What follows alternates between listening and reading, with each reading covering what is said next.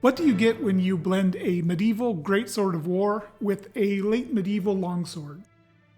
Hello, this is Kyle, also known as AlienTube, and today I'm reviewing what I consider to be a good answer to that question, an Angus Trim 16A.5.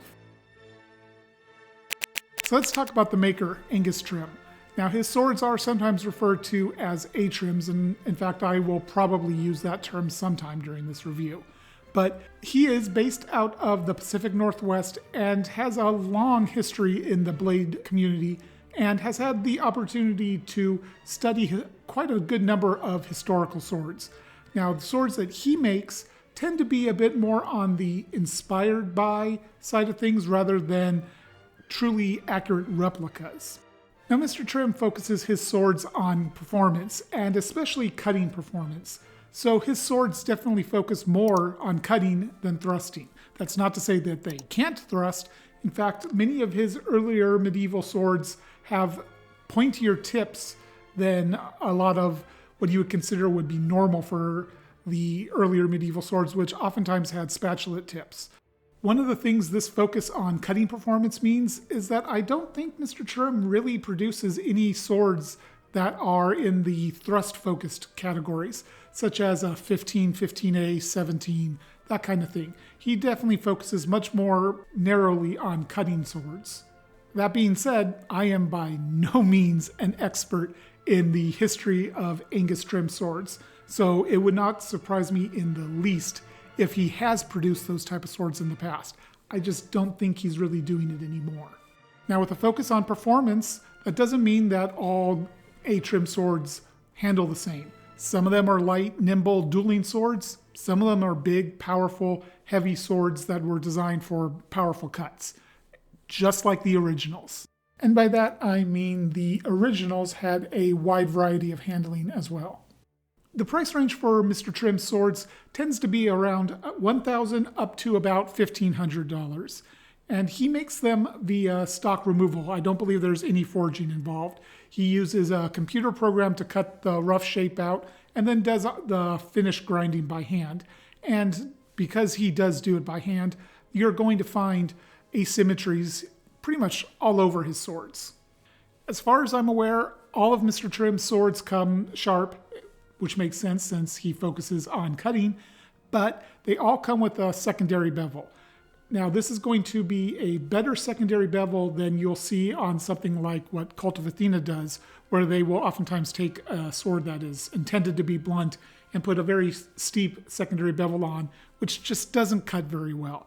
Mr. Trim, his swords are designed to be sharp, so the angle of the secondary bevel doesn't need to be as steep, and therefore it will cut better.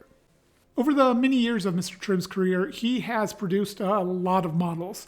And he doesn't take orders. He pretty much makes whatever he wants to make and sells them either on Facebook or sometimes he takes them to events.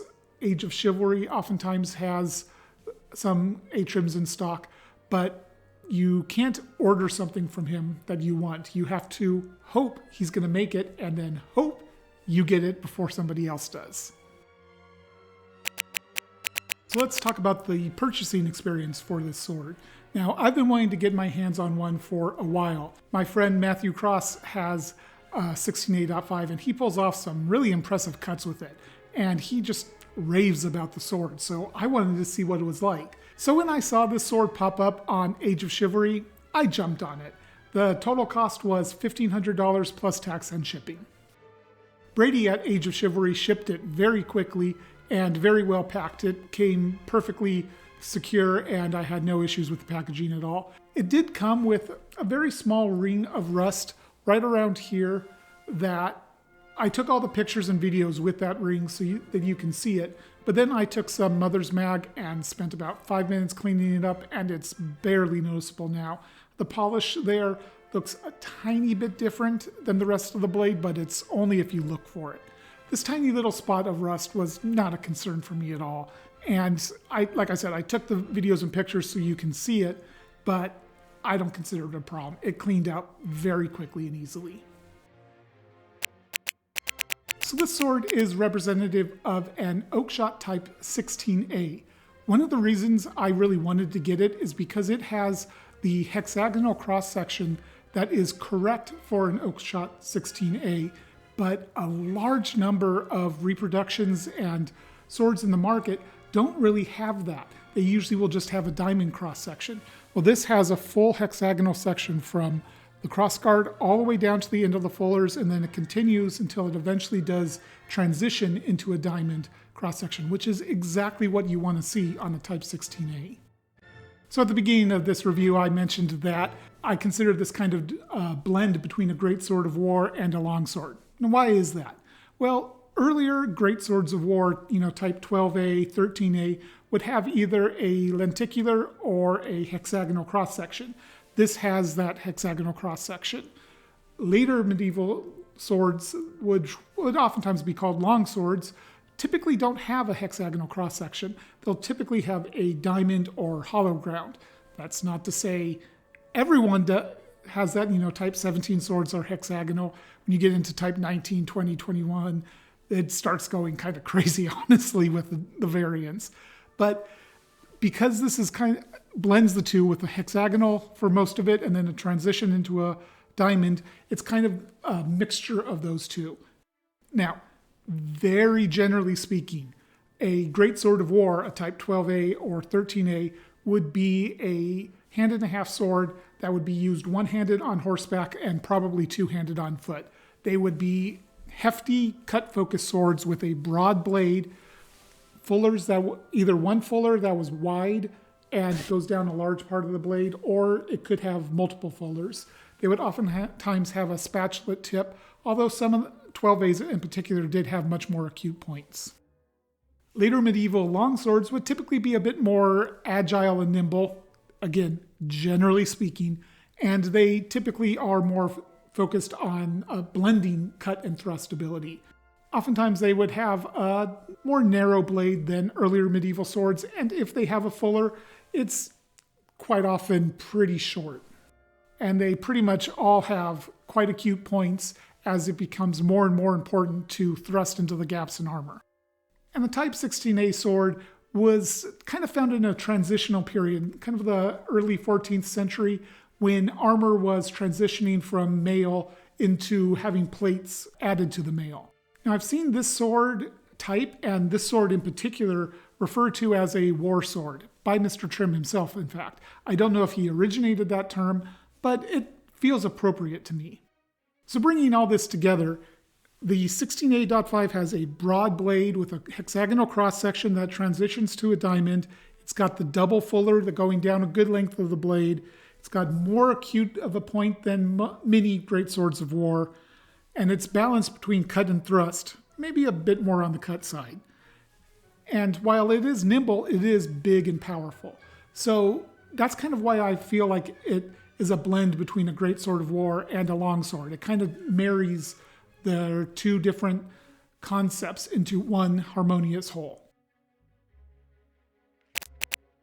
Let's take a look at the hilt. Like the majority of swords Mr. Trim produces now, the crossguard and pommel are blued. The bluing is a little uneven in places, but it's not bad. I have seen Mr. Trim post pictures recently of some swords where he browned the hilt components and kind of gave it a bronze look. I thought it looked fantastic. The pommel is well formed and chamfered nicely. There's no hot spots on it anywhere. Like a lot of A-trim swords, I find it to be just a little bit on the small side, visually speaking. This is such a big, broad blade that I won't say dinky pommel, but just slightly small pommel just looks a little off to me when looking at the sword as a whole. I do wish this pommel had a little bit more dimension to it. A lot of higher end pommels, you'll see it start a little bit thicker here where it meets the grip and then taper down. And this one's pretty much just a flat disc with a slightly raised boss in the center. Now, one of the interesting things about Mr. Trim's swords is that while he has models and they are pretty similar, every one is a unique sword that he hand tunes to what he considers perfection. So you'll see like other 16A swords that have a slightly different pommel on them, because one of the things Mr. Trim does with the pommels is make sure that the sword has the exact harmonics that he wants, that it vibrates in the right places, and he uses the pommel as one of the ways to fine-tune that performance. So each individual sword is going to have slightly varying specs here and there, and so they'll each require a slightly different pommel. Now, just like all of Mr. Trim's newer swords, this is not peened. It is a hex nut assembly, but it's what he calls a permanent hex nut assembly. I don't really know the full details, but basically he tightens it down until the hilt is really compressed together properly and then manages to secure it fully. This is just as secure, if not more so, than peening. The grip is a pretty simple design without much taper to it, but it's an effective design. It's very comfortable to use. These portions here are nice, pretty flat. There's a little bit of rounding to them, but they're mostly flat, and then the edges curve in nicely and give a nice effective grip. The seam is quite straight and a little noticeable by touch, but not very much. As a side note, I don't believe Mr. Trim makes his own grips. I could be wrong on that. It's just the impression I have. The cord texture and risers are all done very well, with a very even corded texture and nice crisp risers that aren't too crisp. The black dye is very evenly applied, and it looks nice, although I think a different color would help the entire sword pop a little bit more. The crossguard is relatively simple in design. This is a recurring theme with Mr. Trim swords, as aesthetics take a bit of a backseat to performance. So you don't get a very complex guard, you don't get a ton of dimension and taper. Now, that's not to say it doesn't taper at all. It's, thicker here and then does taper out as you would expect, and it has a little bit of flare out this way as well. But it's still a little bit plainer than a lot of crossguards you'll see. That's not to say that's a problem, it's just a minimalist design. All in all, the crossguard is very effective. There's no hot spots on it, it's all been chamfered nicely. And I like the overall profile look. I would like to see a little bit more design to it, but that's just my personal preference. The gap in the guard is a little bit bigger than I would like to see. It's not terrible, it's not egregiously large, but at this price point, I would like to see it fit to the blade a little bit better. And now it's time to talk about the business end, the blade. As always, here's my measurements. So this sword features quite complex distal taper. It starts about 6.5 millimeters thick, rapidly tapering about 1 millimeter every 6 inches for a foot. Then the tapering slows down for the next foot, going down to about 3.8 millimeters. And then after that, it again starts rapidly tapering down to 2.1 millimeters right before the tip. This geometry leads to a blade that is pretty stiff. And it does have some flex to it, you can see, but it doesn't flex a whole lot. If I grip the tip and flex it, I can do this portion pretty easily, but once it gets past here, it doesn't flex much at all. And that is pretty much right near the hexagonal cross sections, which makes sense. That means the center of the blade is thicker and will stay stiffer. The points of percussion are in the upper part of the grip, exactly where you would want it. And on the blade, it is 21.5 inches up the blade, where it is just over 1.5 inches wide and 4.1 millimeters thick. The sword is balanced at 5 inches from the crossguard. And as I've said earlier in this video, the cross-section of the sword is pretty unique in that it is hexagonal, which is just not something you see on a lot of replicas these days. It starts hexagonal at the guard and goes all the way past the fullers down to right around here on the blade where it transitions into a diamond cross section. Like a lot of A-trims, there is a blunt section up about, looks like about 9 inches up the blade where it is completely unsharpened, especially towards the crossguard. It's quite thick, and it starts narrowing and narrowing until it starts getting sharpened right around here. This is not quite a ricasso, but it's close. The double fullers go about halfway up the blade, and they don't end at exactly the same point on both sides. There's probably about a 1 to 2 millimeter difference. The interior finish on them is a little rough. There's some grind marks here and there, and the terminations are a little rougher, especially one of them actually looks like it's two fingers pointing up. And that segues nicely into a discussion about symmetry and straightness of lines and just overall fit and finish. So Mr. Trim does not put a high priority on that kind of aesthetics. There's a good amount of asymmetries here. Now, when you look at it from far, you won't really see them because it is functionally it's fine. But the closer you get, the more asymmetries you'll notice. The tip is a little asymmetrical. The straightness of the lines they definitely waver, especially this part of the hexagonal cross section. You can really see it wavers around a little bit. And that's because it's all done by hand. And as for the finish, Mr. Trim puts a pretty simple finish on his blades. This is not what I'm not even sure if I would call this satin. I would consider it kind of like a modern smith's finish. It's a little rough. You can see a lot of grind lines in it. And it's not what you would typically see on a sword of this price range. You know, this price range, you're going to see Albion, Valiant Armory, those kind of swords, which usually have very even, smooth satin finishes. And that's just not what Mr. Trim does. And when you put all this together, you end up with a overall aesthetic and look that is very distinctive to Mr. Trim. You can see a sword and not know it's his, and know it's his very quickly, just from the overall look.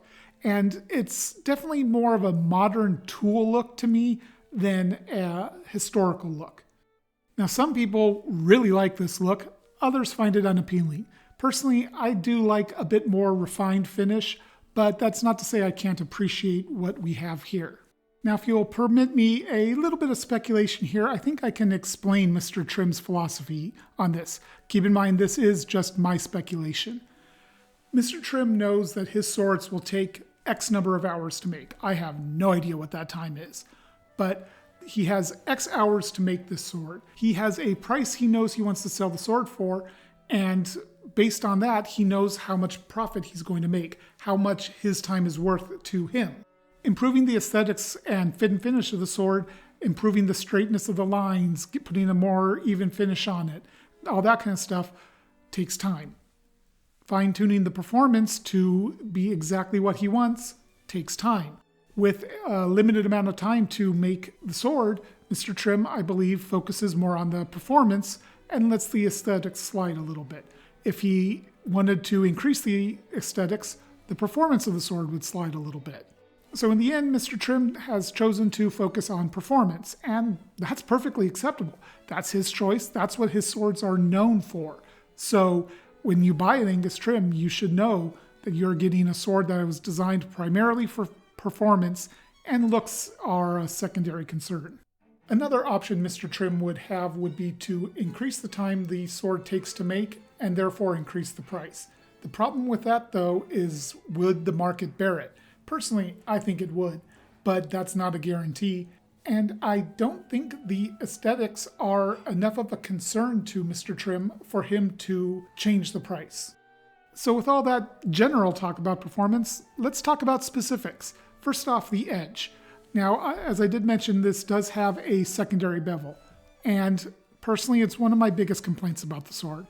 It's not that it's a bad secondary bevel, it cuts well, you'll see that soon, but I personally think at this price level, it should have a single bevel. But that's just my personal preference. Let's take a look at some paper cutting. As always, I just insert the sword and then just glide down. Very smooth. That's actually one of the easier and smoother cuts I've done since coming up with this method. So it's a very polished and refined edge. So let's take a look at some cutting footage.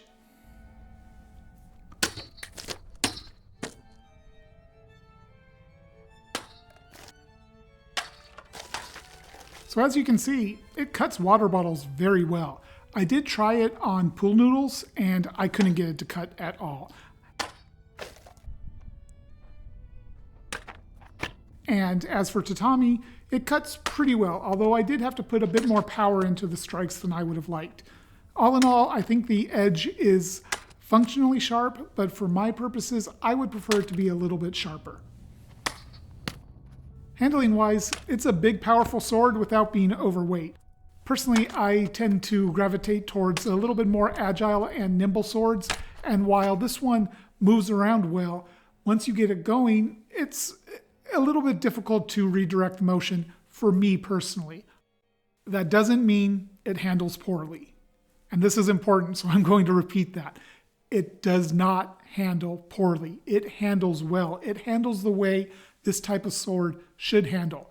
With this kind of a big, broad blade with a hexagonal cross-section, it should be a stout blade, and it should have a lot of power in the cut. That does mean that you sacrifice a little bit of agility. That's just the nature of the beast. It's not an awkward sword. It's not tip-heavy. It moves and flows correctly. It's just a little bit not right for me, I think is the best way to put it. Like I said, I prefer slightly more nimble swords, a little bit lighter in weight, ones that can redirect motion and just be moved around quickly a little bit more easily than this one. And it's important to note, not every sword is going to be right for every person. Just because this sword may not have the exact right handling for me, it doesn't mean it's a bad sword. It doesn't mean I dislike the sword. In fact, I quite like the sword. I think it's a great sword, but it just may not quite be right for me. The handling just doesn't quite click for me. Let's talk bottom line. This sword costs $1,500 new. Is it worth that price? Well, as I was just saying, the handling isn't really for me, but that doesn't mean I don't think it's worth the price. In fact, yes, it is 100% worth that price. This is a rare type of sword. There's not very many 16A 8.5s out there in the world, but besides that, finding a 16A sword that is this broad, has the proper hexagonal cross-section through most of the blade, has double fullers, and that performs as well as this, you're pretty much not going to find another sword like that without going custom. So if that's what you're looking for, this is it. Now personally, I do prefer slightly different handling, a little bit more agility, a little less power in the cut. But that's again, personal preference. And also, I do prefer a more refined look. You know, Mr. Trim has a lot of followers who love the look of his swords, and that's great. Aesthetics are a personal thing. What you like and what you dislike, that's up to you. I don't dislike the look of this sword. It's just I prefer a slightly more refined look. I really like the way Albion swords look, Valiant Armory, Lockwood, Swarovski, these higher end swords that have a really refined look. That's a little bit more up my alley. But that's not to say I dislike this look. So with all those caveats out of the way, this sword may not quite be the right one for me. I still really like it, and I think it is absolutely worth the price. And I want to make sure I leave you with the correct impression here. This is an outstanding sword. And that's going to wrap up this review. Thank you for watching, and until next time, Alien Toot out.